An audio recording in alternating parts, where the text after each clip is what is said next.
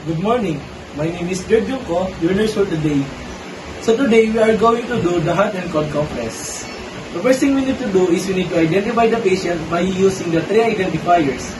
Get the name, the birthday, and the age, and check the wristband of the patient.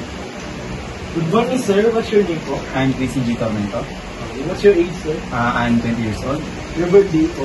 September 14, 2004. Is it okay to check your wristband, sir? Yes. Thank you.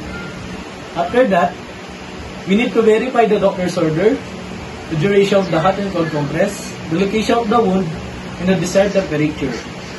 After verifying it, review the client's chart for any medical history. After that, assess the client's skin, temperature, and pain sensitivity. Sir, I will assess your skin po. For the scale, in the scale of 1 to 10 po, how hurt is your 9. After that, inspect the wound, the size, and the color of it.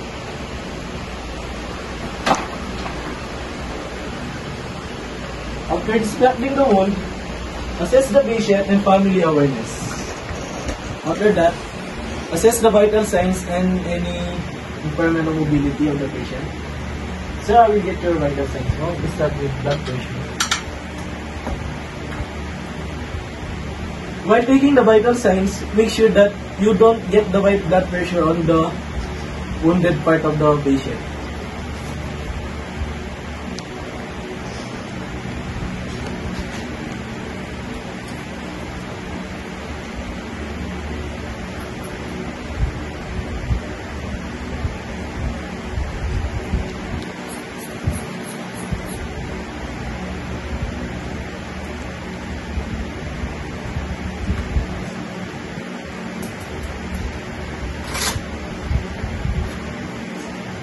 Sir, I'll get your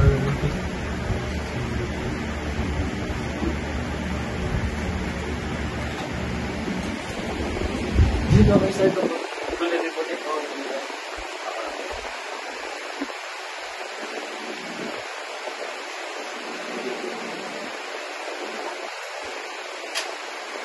and assume that we already take the vital sign of the patient. Everything is normal.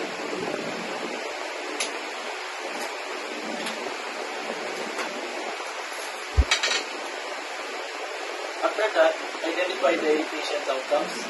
So after doing the hot and cold compress, we will make sure that you will feel better. After that, prepare the equipment so that we can avoid any hassles. After that, explain the procedure. Sir, I will going to take your, I will going to hot and cold compress your wound po.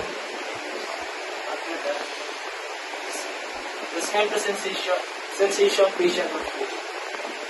Next is provide privacy at all. And after that, position the client in bed. As you see, the patient is already in bed. Do hand hygiene and wear gloves.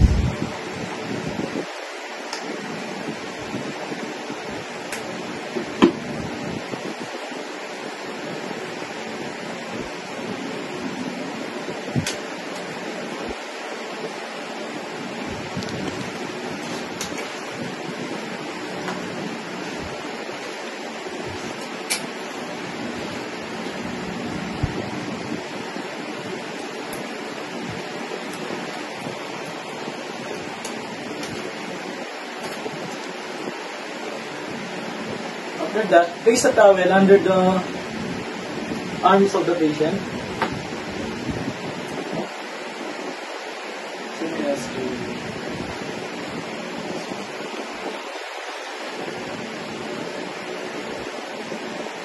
After that, let's apply the hot compress.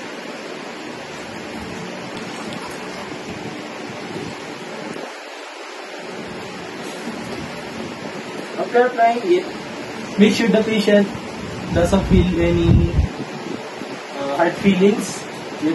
If there is any pain the patient feel, remove the hot compress fast immediately.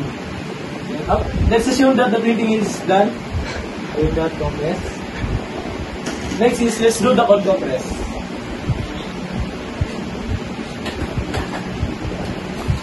So, wait lang guys. The same as the compress, if the patient feel any pain, remove it immediately.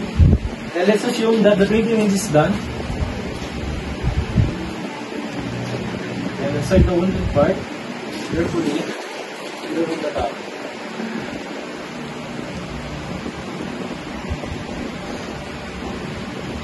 After that, ask the client to describe the level of pain. Sir, what do you feel right now? Did the pain reduce?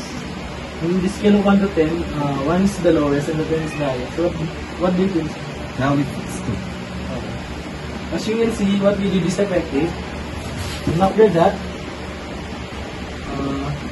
obtain the vital sign compared with baseline and remove gloves and do hand hygiene. Then document the findings. Okay.